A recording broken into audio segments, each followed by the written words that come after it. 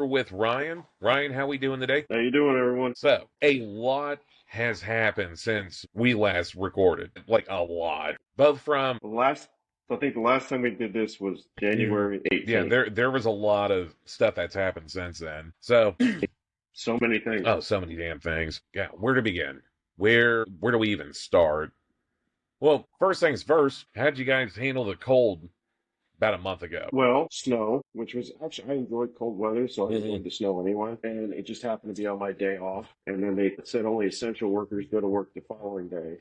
So I was still able to enjoy that. Since then, we've had snow flurries twice. It said yesterday morning we were supposed to get up to an inch of snow in the morning, but it just never materialized. Instead, we just got sleet, your favorite. And that was about it. Yeah, I almost called my boss and said people were throwing salt on me. you do that one time, just one time, and everyone's going to make fun of you for it. I'm from Florida. Build 100 bridges. Exactly. But no, it got pretty chilly down here as well, too. Like, right now, it's not too bad out. But when we had that polar vortex, or whatever the hell they wanted to call it, Snowmageddon, there was some parts in North Florida that got upwards of 12 inches of snow, which 12 inches of snow is a lot anywhere. I mean, they call it Snowmageddon, but everywhere else in the country they Mhm. call it winter. So I don't know. I'm not sure if it's terrible, but yeah, 12 inches up in the Panhandle, from what I heard. I mean, like I said, we got here maybe two or three, if Mhm. that.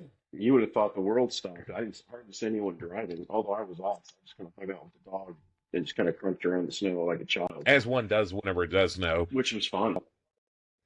Oh yeah, it was great. I enjoy it. Like I said, I've always enjoyed the cold, so Oh, I'll yeah. take a snow day. Especially when you don't have to work during said snow day. Like, Yeah, there was that some worked out. serious redneckery going on between Louisiana and Florida. Like, there were people taking out their air Mm. boots in the snow, which kind of upset, wanted to be part of that. There were there were some portions, I don't know if it was this year, but I did see on social media that there was some portions of Florida where alligators were, like, not just one or few, like I think it was an alligator farm or sanctuary or something, where all the alligators had their snouts just enough out of the ice whenever the water froze over. Multi-million year old creature, and they know how to do that. Did we ever find out what the over/under was on the iguanas freezing and There were falling so to the many of ground? them. No exact numbers, only because, well, I'm sure someone has the exact numbers. I just wasn't planning to be able to pull that up. Let's see if I can, though. Well, I wasn't expecting you to walk around with a notebook and just go, yep, two, three, Okay, four. No. there's six of them right But there. I did notice in one of the comments in the shorts that you did about that, where someone said, "What are you talking about these iguanas? I'm a lifelong Floridian for Yeah, 4 years out there." that I was shocked. that was more on the lines of I could smell shit from a mile away. If you're a lifelong Floridian and never heard of the whole iguanas falling down, then you're not a lifelong Floridian. But I mean, it all depends on what part of Florida that you're from. I mean, if you're from like Stump Pass, If you're from mid-Florida to North Cuba, which hmm I call Miami, you pretty much are oh aware yeah, of the iguanas. you've heard of it in some form or fashion. Yeah. Yeah, I'm pulling up on the Googles now. The actual freeze. There's a freeze warning. Not anymore, but they do emphasize on iguanas falling from the trees. BBC.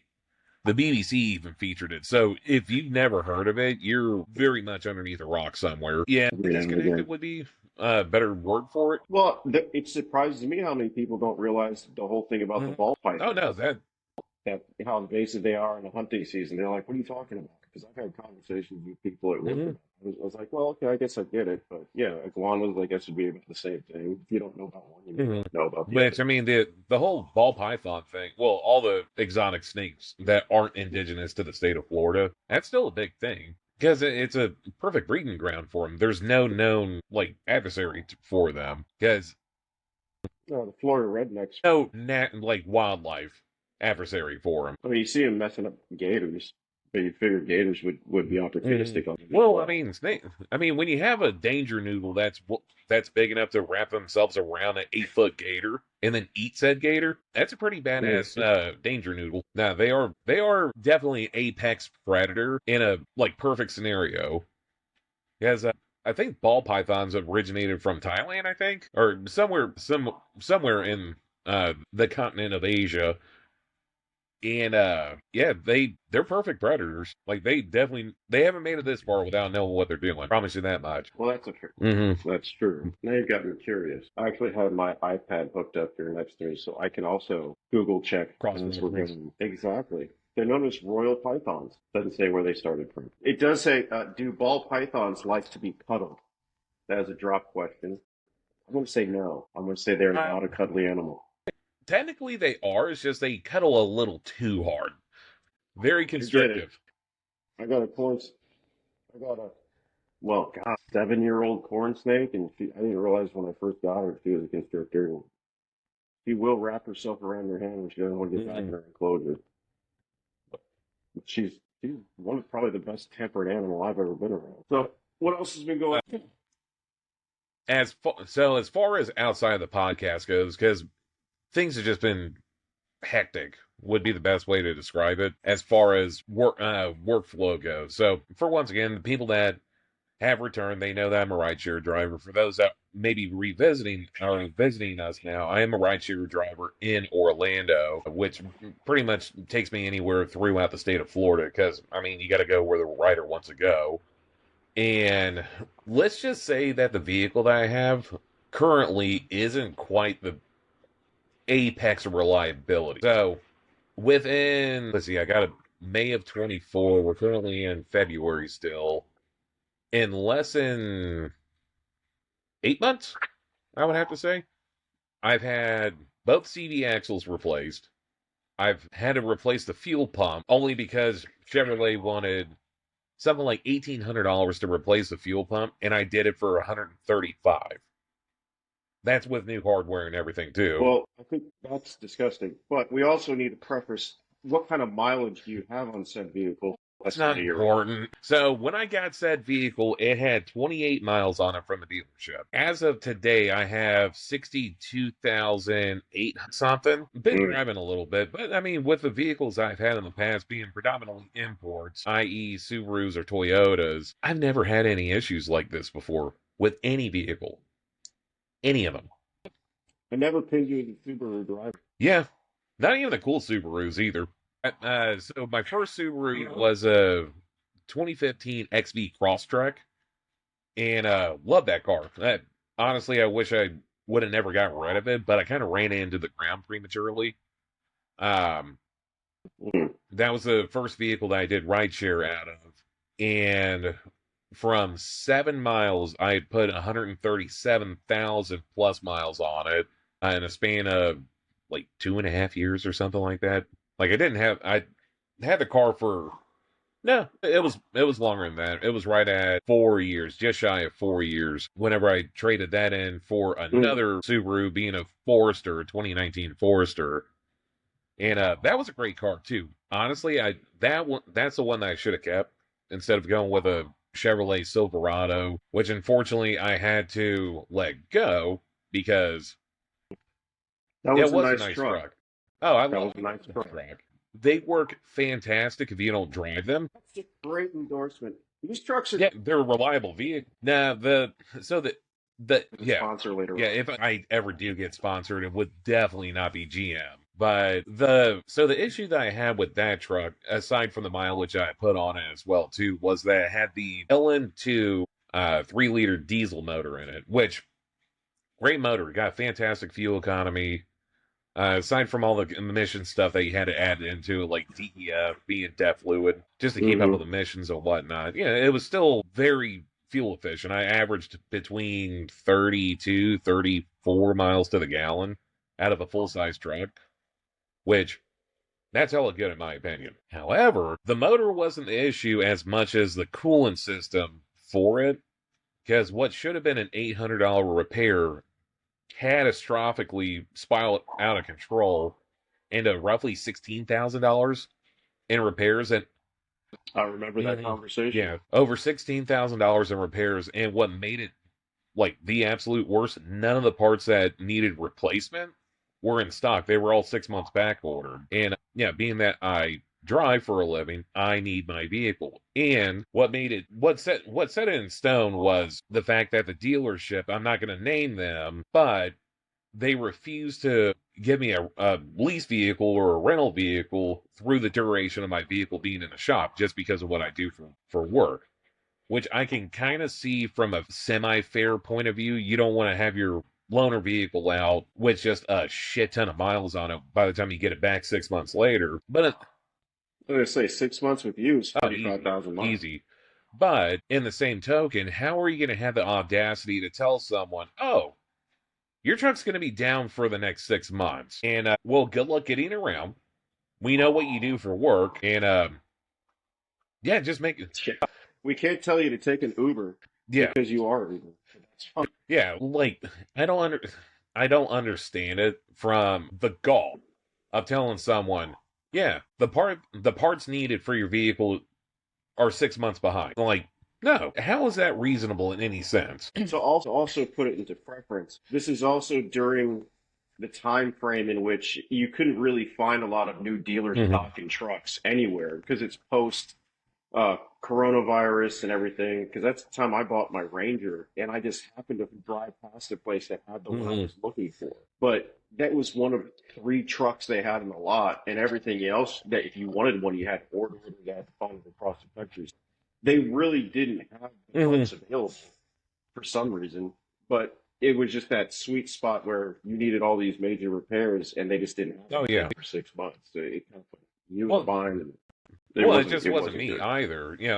After dealing with the dealership with that, I started digging in and doing research on that particular coolant issue with the trucks, and it's common enough to where they should have implemented a recall on it, or whatever the term is for a pre-recall, because typically with a recall there has to be over x amount of hundreds of thousands of people having the same issues, and the problem with that was not hundreds of thousands of people bought the LM2 diesel option. It was always either the 5.7, 6.2, or the V6, or even Chevy has so many options when it comes to motors in their trucks, but it wasn't a common option that people got, or not common enough to implement a recall. And that's where the issue arises from getting a vehicle like that with a specialty option such as that motor. When issues like that arise, good luck on trying to get the whole recall thing done.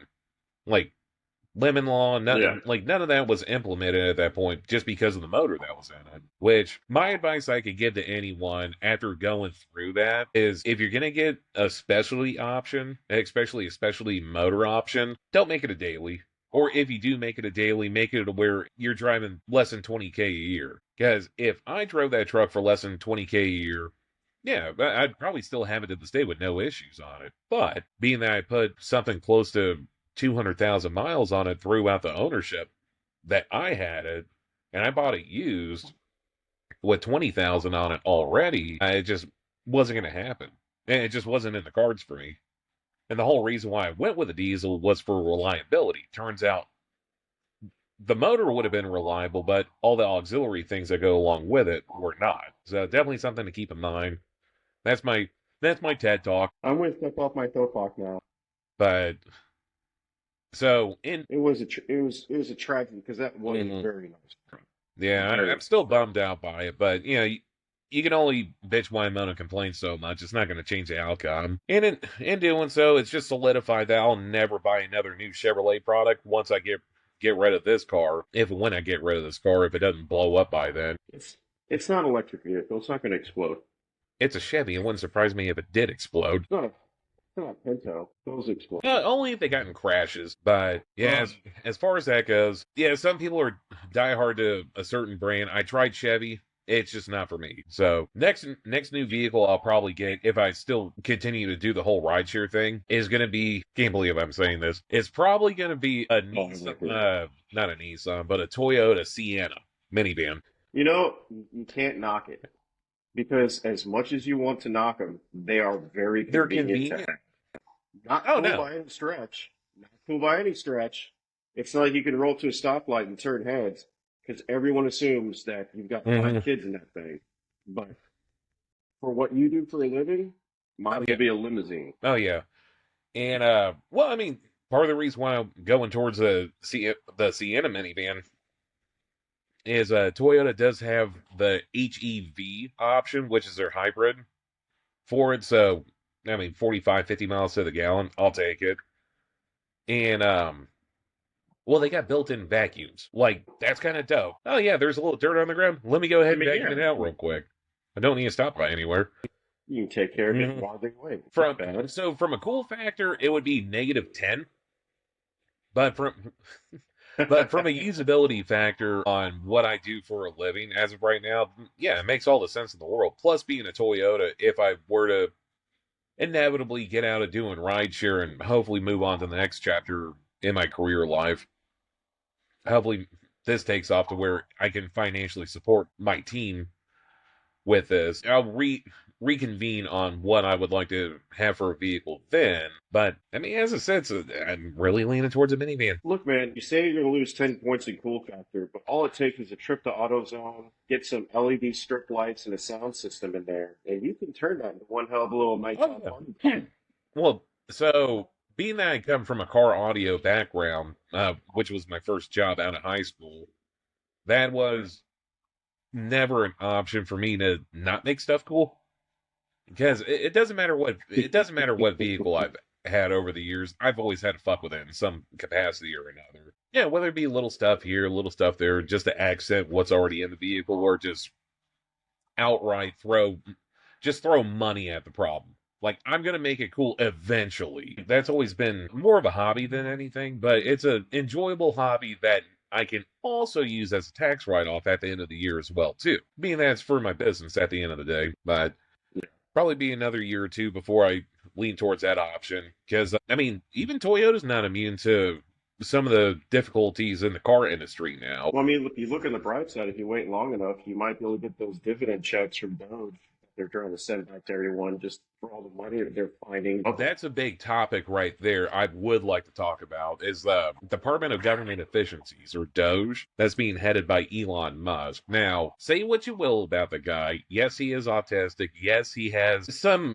things about him that yeah, Cybertruck. damn, I hate that thing. But there, like, say what you will about him. What he's done for the American people in a month's time, as far as seeing where all the wasteful spending has gone, you can't be Mhm. upset by it. You just can't. Well, there are a lot of people out there that would beg to differ with you, Raz, because they're all upset and they don't want people accessing the files of stuff that they've been in control of. Which is fair. Which the people that you're referring to are politicians, and in my eyes, they don't really count as people. They're. I wouldn't really all of I it. mean, so at the end of the day, they're government servants. Like they're servants to us. Like we vote. Some of the times we voted them in.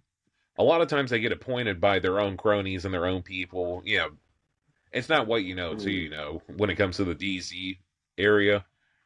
And just all the bullshit spending that's been done over the years. Even back when Trump was in office first time around, like they're finding stuff that's just God. Yeah, what was it? Something like 12 million people or over the age of 150 or something like that. There were some that dated back to the time that the country, older than the Oh yeah, country is like founded, yeah. is what they're saying. Which I'm not sure how they could have had a social security number because those didn't happen until the Hmm. 1900s. So how that people from the 1700s would have had a social security number, I'm not sure. I didn't Hmm. get that far into it. I just kind of shook my head. I'm sure there's some Civil War vets out there still on Oh, security if you look at the numbers. But yeah. but so many people that like just so much wasteful spending and so much money just being divvied out. And it only profits the people that know how to work the system. And yet we have to pay for it whether we want to or not.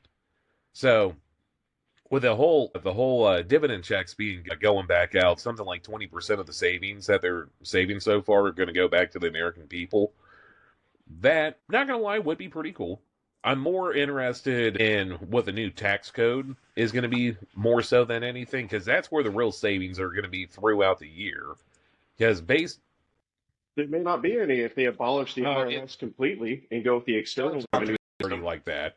Do not talk to me dirty like that. Oh, I'll say it slowly for you if it gets you in the mood. but I do prefer the idea of that because the whole point of the IRS, if I remember correctly, was designed in a way where it attacks soldiers on overseas whenever they were deployed or something like that, and it just snowballed out way out of control. Just like every form of government, once they can crack the door open one way, it's never going to close, and they're just going to find a way to wedge more and more stuff through Oh yeah. that opening until it's never going to close again. And now, all Oh, sorts, sadly, yeah, sadly, um, I don't know when the elected officials decided that, this is a great way for us to, no, I'm not saying launder money, but certainly provide sustenance far beyond when they're out of mhm. office for themselves by greasing wheels for other people.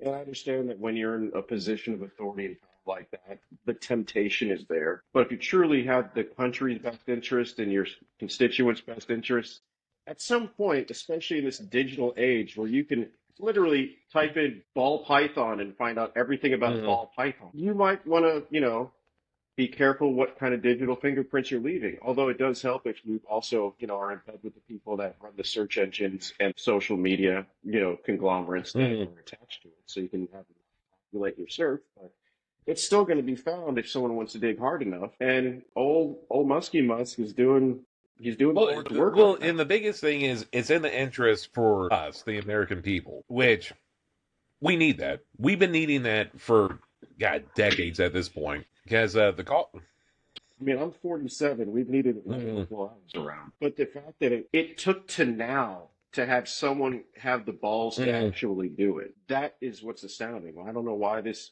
hasn't been a thing before. It's one of the most common sense things to do is to have government oversight, which they're supposed to have been doing the whole time, but they've all been holding hands. Now you've got someone that says, no, we're not affiliated with this. We're just going to do black and white numbers.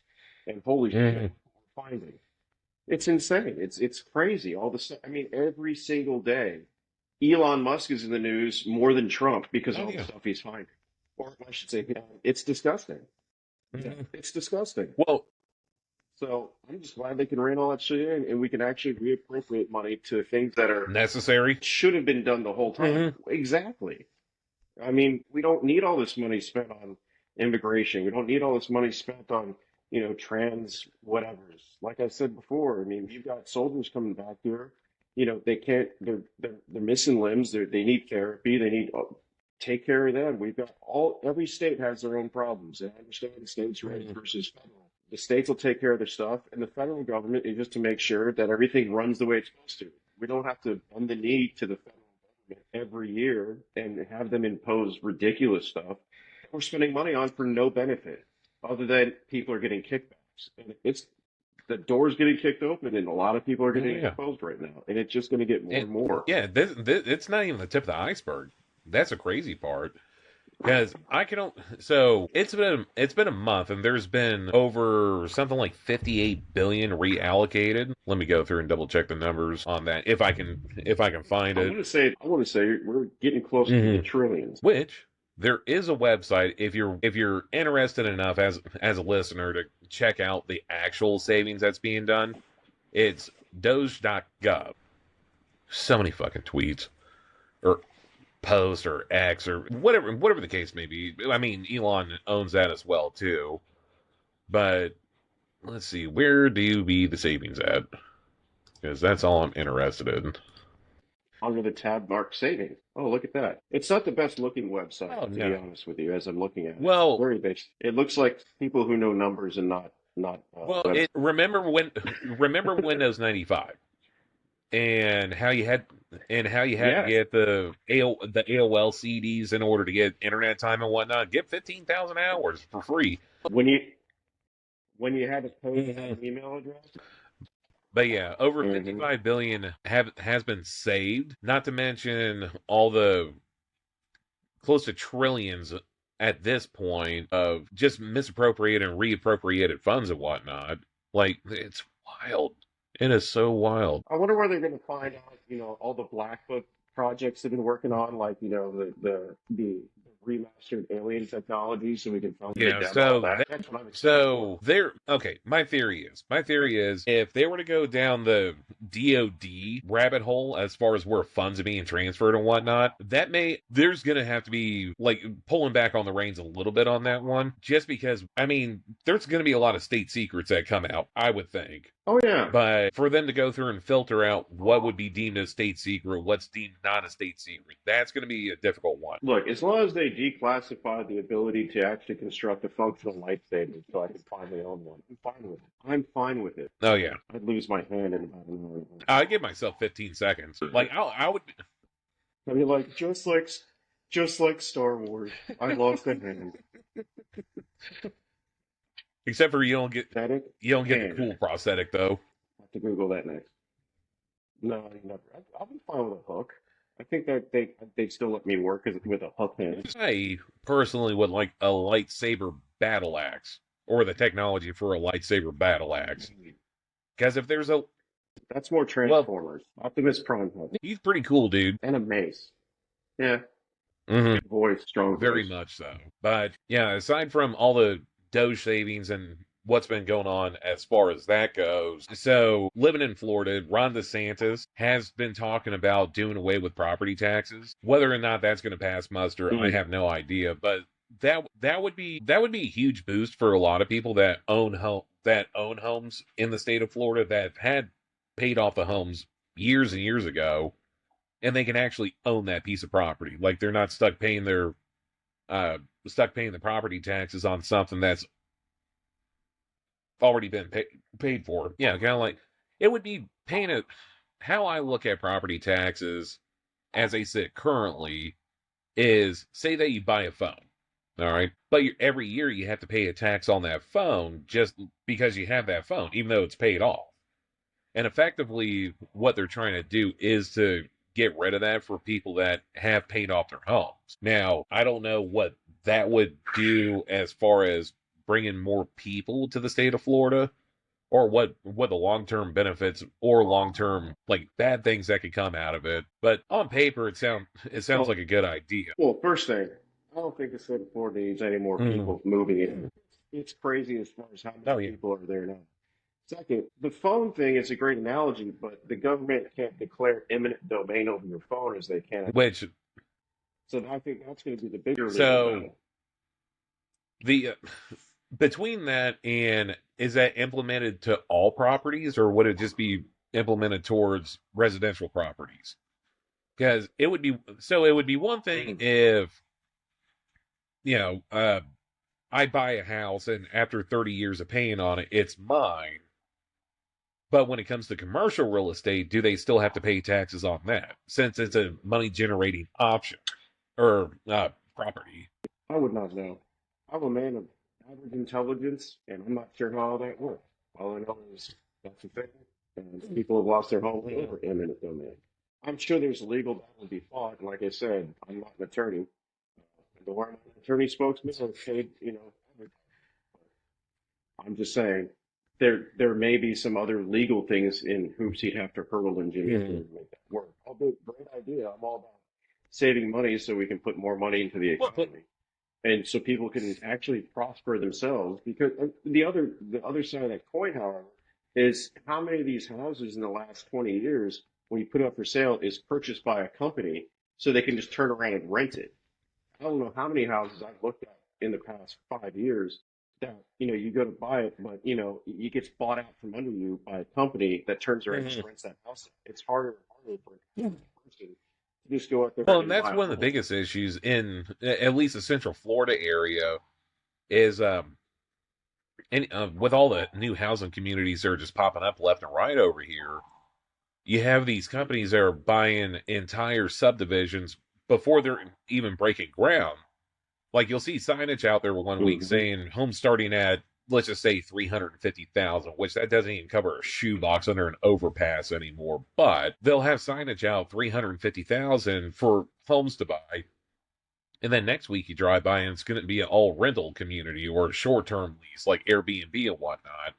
Which once again, not a huge fan of Airbnb in the state of Florida because of all the people that are just taking those homes and effectively taking them away from people that actually live there just so they can have a vacation rental 6 months, 8 months out of the year, and they can pop in whenever they feel like it, especially for people that work over I by the mean, theme parks like Universal Studios, a soon to be Epic Universe. what's insane is you used to be able to tell the visitors to the state of Florida, Mhm. particularly in Orlando, you're going back to the 80s, because they all stayed on Yeah. International Drive. That was the big tourist area. It's where all the hotels were, and they, dispersed to the theme parks from there. But all the tourists were on International Drive for the most part.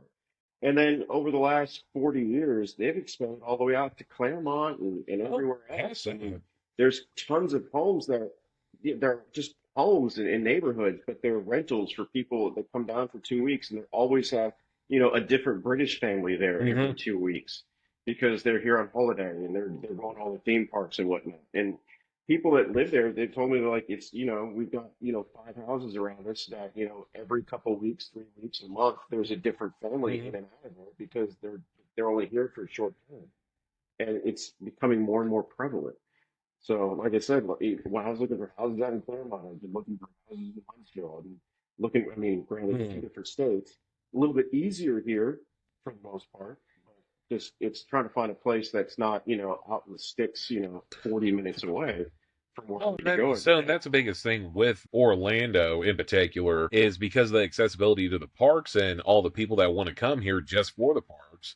Orlando being a great centralized location throughout the state of Florida, hour and a half, 2 hours away from either coast to go to the beaches. Plus, you have the most famous theme park in the world here.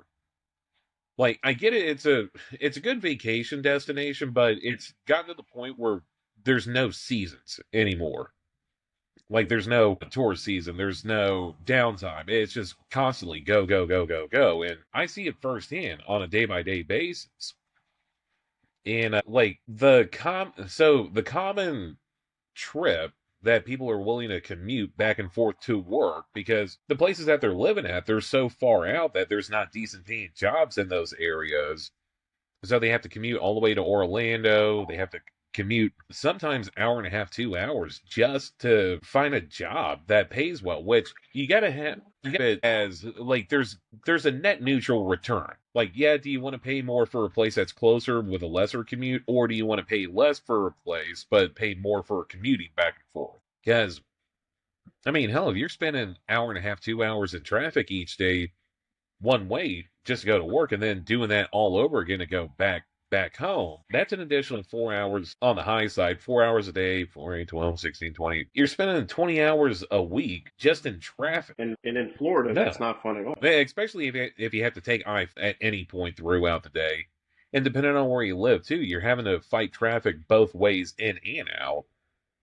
which, yeah, that's not fun for anyone. Which, with that said, insurance in the state of Florida, car insurance anyways, is super high just because there's so many people that have moved here and, well, they don't have their vehicle registered in the state of Florida because they got out of state plates, so they don't have insurance on the vehicle. So the biggest thing that vis-a-vis the insurance company that I currently have, a lot of the rates that keep going up pre-hurricane anyways, the 2024 hurricane season was kind of detrimental to the coast, but I mean, which hurricane season isn't? The amount of uninsured motorists that's on the roadways is wild. It's wild. And Oh yeah. I'm not a huge fan of insurance. I do think it's a scam because God forbid you don't make a payment, you can't drive it on the road from a legal standpoint. And God forbid that you do need to make a claim after paying all this money throughout the years of having an insurance company. They're just going to give you absolute bare minimum to fix whatever needs to get fixed, not any additional damages that may be on the vehicle, whatever the case may be, even though you pay god awful amount of money every 6 months, every month, whatever the case may be. But with Florida being such a popular destination for people in recent years, like I think we finally hit the apex, I think, on the amount of people that have been moving to Florida. Let's see. Florida population. Yeah, we're at 23.3 million as of last year. And I'm sure that number has tapered off some. I believe this is one of the few years, 2024 year was one of the few years that we had a good amount of people move out of the state, which for people that came down here during COVID just to be able to make a life for themselves, coming from places like New York, California. A vast majority of people have moved here because of that, and they're wanting to create a better life for themselves. I'm okay with that, provided that you bring something to the table when you come down here. Now, with that said, there were a lot of people that moved down here just because, oh, I can work remote now. Let's go ahead and go to Florida. And then, yeah, benefiting the no state income taxes and everything else. Like, am I a fan of it? No, but I get it because I would have done the same thing myself. Yeah, until they start saying, okay, no more working remote. You gotta come to the office. Well, I mean, at that point, um, yeah, that would be a tough one because do you quit that job and then try to find something that's comparable? Because I can tell you, you're not going to find anything comparable to what pay is in, say, New York or California down here in Florida, just because it's a different it's a different beast in itself as far as costs go. Costs have been going up significantly in Florida. Yeah, I get it too, supply and demand. But in the same token, like there is a breaking point. Where that breaking point is, I don't know. But it would be nice personally to see, if anything, a leveling of people moving in versus people moving out. And yeah, we're also getting to that point where a lot of the baby boomers are finally retiring and they're wanting to move down to Florida too. Yeah, some people that I pick up on a day by day basis, they're from God knows where, and they're finally hitting that age of retirement, which good for them. Yeah, they worked at it for all these years, put money into savings and whatnot, and they're able to finally live their dream. Cool, I get it. But there's a lot of people that have owned houses from back in the 80s down here that lived in other places where they got the house for like 35,000 back in the 80s, and now they can easily sell that house for equivalent 750, 800, 900,000 for a house that they paid next to nothing for 30, 40 years ago. Which, yeah, it hurts people like me because I would like to own a house, not in this market, but yeah, just got to see where stuff goes as far as like the whole real estate game in general. Because I mean, going back to the Airbnbs and whatnot, for a lot of people, that is a risk that they're willing to take just to have, residual income or passive income while owning an asset at the same time. And I get it. Like if Gam Gam and Pop Pop have 2, 3 houses down here, I'm okay with that. Like seriously, I'm okay with that. That's their nest egg. That's their fun money once they get in retirement. But going back what we were talking about before, with companies going through and just buying out entire neighborhoods and turning them into short-term leases, no, you're just ruining any aspect of anyone being able to have an actual life that's not forever being stuck in rent. And yet it's still not illegal to do.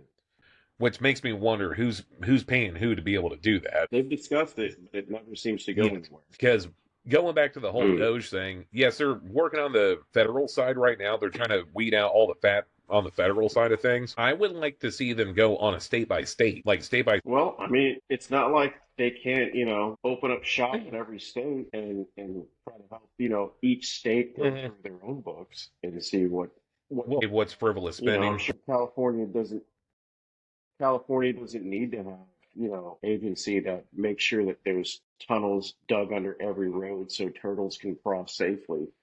Which they, so, maybe we stop building shit like that and start improving roads instead of digging tunnels for turtles. Although Tunnels for Turtles does sound like a really nice nonprofit. Like so, when it comes to stuff to help out wildlife after we invade into it. Like, some of the natural bridges, we have them here in the state of Florida where we have tunnels that go under some of the more rural parts, like up in Umatilla and whatnot. There's a roadway that's designed just for, like, deer, bear, all kinds of creatures that go under the road as opposed to going over the road. Because I don't know if you've driven in a rural part of the state or any of you guys have driven in rural parts of the state. I mean, there's not like that. There's a lot of streetlights out there, and which is kind of crazy to me because you see deer crossing sign, but do deer actually read the signs? Like, can they read? Like, I don't know why they have the signs there for the deer. They can't read it, but like But they Yeah, they always don't. know where it's at because you always see, Hmm. carcasses next to the sign. Obviously, they didn't do well in Oh school. God, that's so true. And like, Dillo crossing, we have them down here. I've seen those um, signs, and inevitably, there's always dead on Dillo around. It's almost like you're attracting them to that area mm, just to. It's like that forest in Japan where people just mm, go to kill themselves. If you know about it, it's just going to bring people there. I say get rid of the signs completely. If they yeah, can't read them, what's the point? And if you don't know that there's going to be a wild animal at some point, you're not paying attention. I just think you just roll the eyes through humanity. which I mean, which goes back to too many, too many warning signs on things because people don't read them anyways. Like, so I went through and serviced my transmission the other day, and part of the process is you have to remove the battery in order to get to the transmission. Wild, damn engineers. But in the process of doing so, there's not one, not two, but three labels on said battery that explicitly tell you in three different languages don't drink the content of this battery. Now, I didn't go to college, didn't see the need to. I like to think that I've done pretty well for myself, but from a common sense standpoint, I don't think I needed that a warning sign because why would I want to drink battery acid? Have you ever been so parched from working on your car, you just decided to turn the battery off and guzzle? Too heavy. I tried it. Like I Mm-mm. would be more Yeah. apt to turn on the car, crank the AC as cold as possible, and just stick my head underneath where the condensation falls from and drink that rather than a battery. Like who? Someone's done it. Like it's a warning label because someone's done That's it. why there's a label. Exactly. The same thing with Mhm. shampoo labels. Wash, rinse, repeat. Do not drink. And it gives you the number for poison control. But who's ever, tipped up a bottle of Kurt Plus and said, I'm thirsty? For, I know I haven't. It smells fantastic, but it so tastes like soap. Not that I finding know. that these are people that are of that aren't children because like you hear of toddlers doing it, which is not fine, but it's more understandable for toddlers to go do something like that rather than like competent adults. Which, But if you think about it, toddlers notwithstanding, the world is full of warning signs mhm. for adults to not do common sense shit. Such as Gatorland used to have a sign that had like a stick figure holding a baby over the railing with a circle and a cross through it. Don't hold your baby over where the gators are. You think that's common sense, but they had to make a sign that said, please don't hold your baby over the Gator Jumperoo show because we put chickens out here. Why would you think that would be a good idea? And that fall. The world's Oh full of yeah, those well, signs because apparently we as a collective need to be reminded of basic. don't. Well, it boils down to CYA. Cover your assets. You can cover your ass, but at what point does something have to happen for you to get sued and go to court and say, I'm sorry, but at what point did this person think it was a good idea to hold their baby over to get a better look at the gator? He's got a really good look at it now. It's not Mm-hmm. our fault. These are dangerous creatures. Stop doing Now, it. If nothing else, just why would you even do shit like that? They had a they had a venomous snake pit over at Gatorland at one point where you could go up to his concrete block rectangle, and inside this pit were rattlesnakes and all sorts of highly venomous snakes. We just kind of look over and go, oh, this is crazy. Hundreds of them. Not one sign that said, don't dangle your child over the dangerous venomous snakes. Directly across from that was the Gator Jumperoo show, and it had a big sign saying, don't hold your baby over the gators. Apparently, more people are scared of snakes than they are the gators because they need a sign that said, don't hang your baby over a gator. yeah, Common sense. but I mean, unfortunately, common sense isn't all that common anymore. No, it's not. In fact, that reminds me of a story that I can tell you of something I became aware of in the last 10 days that I think is going to just blow your wig. I don't know if I've ever even remotely thought about, hey, that'd be a cool thing to do. I have a tattoo. You have tattoos. I only have one. I got it done for free from a client of mine that was very cool, and he just said, "Here, let's do the symbol of your Boba Fett on your leg." I had it since I was 28. Now, where I work, there's a lot of tattooed individuals. There's individuals that somehow get tattoos while they're staying at our facility. Not supposed to, but it happens. I had no idea that a thing to do in prison, and I guess you have nothing else to do except kill time and you look and see what other people are doing. But Ray, did you know that if you were to take a domino, a standard domino, and break it down and shape it into a shape of your choosing, whether it's a heart or a lightning bolt or a star or a smiley face, and smooth it out from either using sandpaper or just rubbing on the concrete of your wall to make sure there's no sharp edges, and you somehow find a way to disinfect it, you could pay someone, oh, let's just say a bag of coffee that's about $5 Mhm. at commissary, and they will take a spoon, a needle, and a razor blade, and they will hold your junk in their hand, sanitize an area, make an incision, lift, insert said object, and then wrap it up so it can heal with the object displayed in an area of your area that you choose. Yeah, wig split back on that. So at no point did I think it was going to lead to that. I was thinking, oh yeah, probably. At no point did I even think so. Can you imagine the level of trust you have to have in someone in prison to hoard Stuff. with a blade? I'm not sure. I guess they use the needle and the spoon to get it and Mm. tuck it. But we have to search For that. inmates.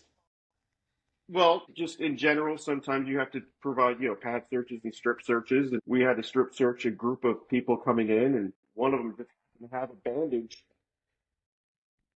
on Mm-hmm. that area. And I had to say, hey, buddy, you got to take that off, sadly, because I've got to make sure there's nothing Man. in there. And there's with a thing in it. It's like, what's that about? Which led to an awkward conversation and a lot of people asking questions to him, obviously. Mhm. And then I come to find out it's rather predominant. Shockingly, but not surprisingly in retrospect, mostly among the white population of a certain aesthetic for having things shaped and Inserted. usually in this area of the thing. And I can't imagine why. I learned that firsthand after seeing it and had people tell me in very normal conversation, like, oh, I used to do that in the Southern unit. You guys would pay me this, and I just go ahead and knock it in there. What? You just told me that? Like, oh, yeah, by the way, the compressor over in A building's down. That's what the hell you Like, down there?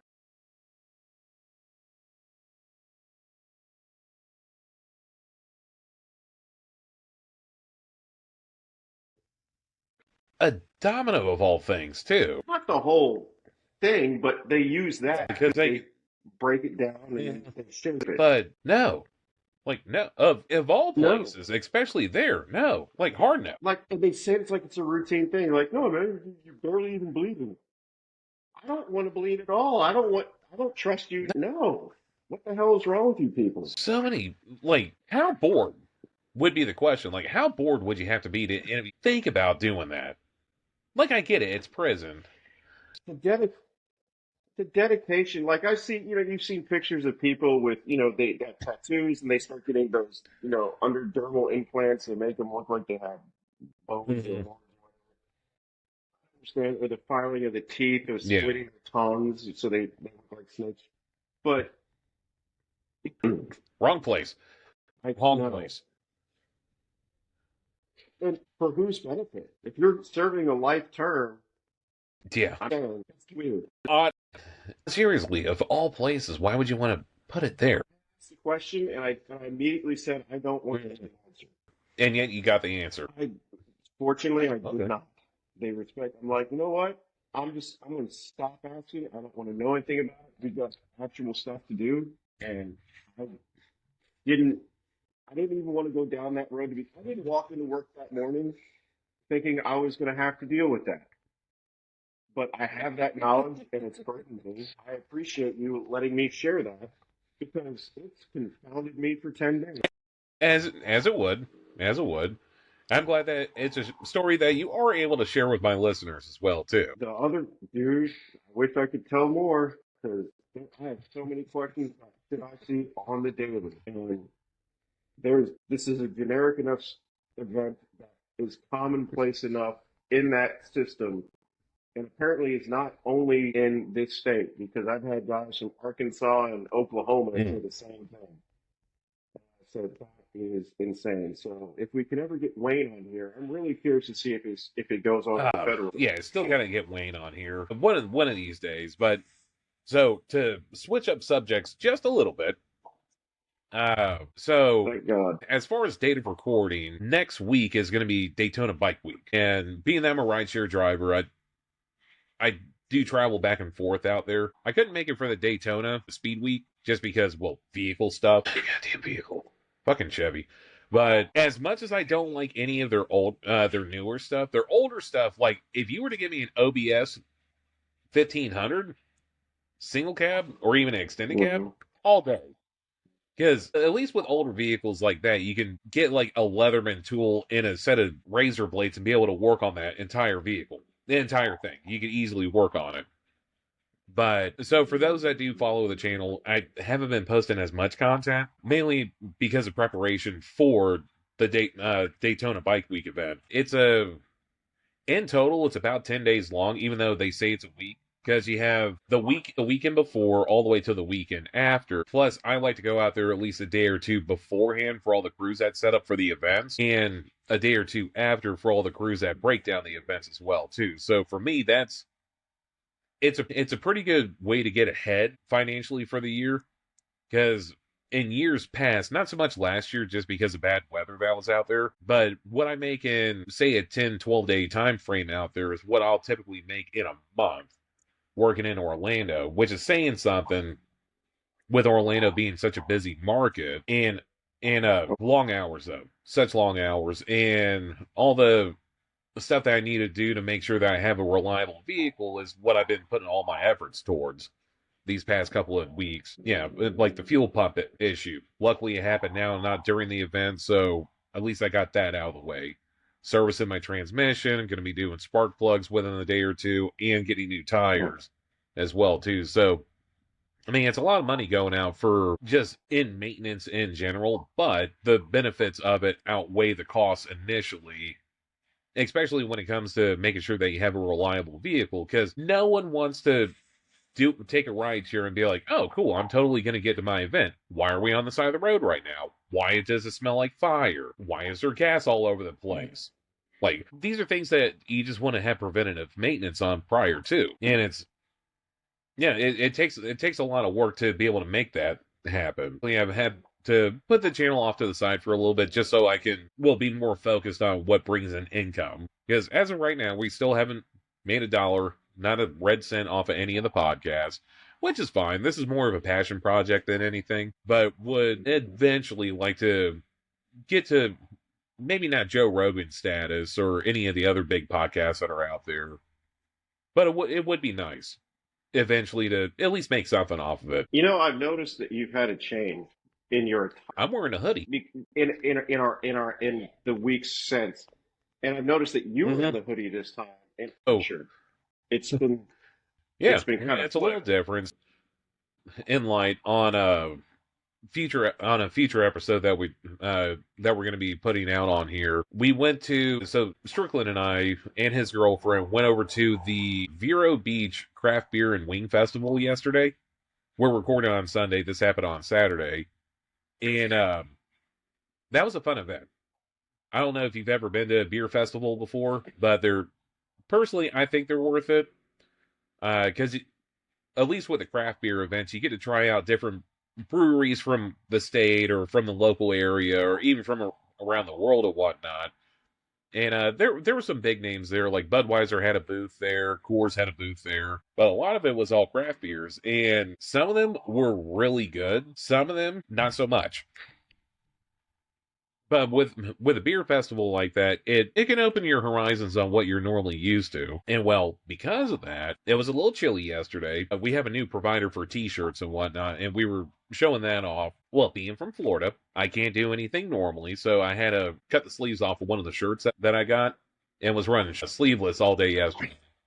And a beautiful day out during the daytime, but once it got later on in the evening, it started to get a little chilly out. So been kind of chilly ever since. And plus in my room, I have the fan going and whatnot. And I do prefer colder temperatures. Just I felt like wearing a hoodie today because we don't get to wear them often. And out of curiosity, where can someone maybe look up where those T-shirts maybe? The company that we're going through now is a small company. They're slowly getting their website built up, but they're on Instagram and Facebook. And what old friend of mine, I seen that he was doing t-shirts, and I had to hop on it because it goes with the ethos with the channel, supporting small businesses and whatnot. So on Mhm. Instagram and Facebook, they're called Just Keep Pressing, all one word, and they will have their website up soon, hopefully by the time this debuts at www.justkeeppressing.com. Now, aside Nice. from doing our merchandise, can make whatever you want. They're in the game for custom T-shirts. That whenever you have the idea of, oh, that should go on a T-shirt, contact them. They have a pretty decent turnaround time, about a week to 2 week turnaround time, and it's COD, so cash on delivery. As far as local orders, I'm sure they can work out shipping and whatnot once they get up into full production and whatnot. But overall, I did enjoy the quality. I'm still enjoying the quality of the t-shirts that they produce for us. I'll try to get a photo in here of what the new merchandise looks like. I'm happy with the final product, and compared to the other company that we were using for t-shirts, they are significantly less expensive. And we have more variety when it comes to actual shirt colors too. Because the company that we were using before was strictly white t-shirts and nothing else. You couldn't order in a black t-shirt, couldn't order pink, purple, none of that. So effectively what this allows us to do as a small company that we are is you can order whatever color t-shirt with our logo on it. So it's not that we have to have XYZ amount in every color and every size. We can do it per piece order. And with that flexibility, it also gives us a better opportunity to not have a massive amount of while being able to provide the in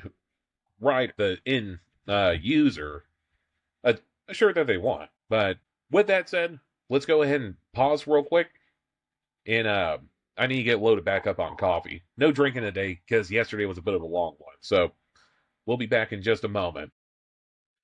And we're back. Ryan, as always, it's always fun to record with you because I love I it. thoroughly enjoy it because you come up with some random ass shit that is relatable in some way, shape, or form. Like, I'll never look at a domino the same again. I got rid of my dominoes because of Fair that, to enough. be honest with you. I think I've played dominoes twice, and I don't even want to Mhm. hold them in my hand. Indeed, indeed. But yeah, so I believe we left off on the craft beer and wing festival that Strickland and I went to yesterday, and I gotta tell you, there's so many different ways to make beer out there. It's wild because like It's definitely one of those things I miss living in Florida to go see. Because those little things, they're fun. They're not very big, but you have oh a good yeah, time. And you get to sample a lot of stuff you would never normally do. They've got wine and whiskey festivals over here in Huntsville. I've been to one of them. They're fun. They're in downtown Huntsville, which is about the size of the hmm ocean. The places out there, it's always oh a yeah. good Well, time. I mean, festivals in general. Yeah, festivals, fairs, carnivals, whatever the case may be. If anything, it's cheap entertainment, and you get to try out so many different things that you normally wouldn't try on a day by day basis. Like one of the beers that I tried yesterday was from a home brewer. Guy doesn't have a company or anything, just brews it out of just for making beer, and he didn't have a name for it other than FLGPS, so Florida GPS, and it was a guava passion fruit sour beer. Definitely a little bit on the sweet side, but damn, did it wake you up? Because I like sours on Yeah. occasion, especially on hot days. But that was a Hmm. all around good beer. And I wish I would have got the guy's card and whatnot, but he didn't have one.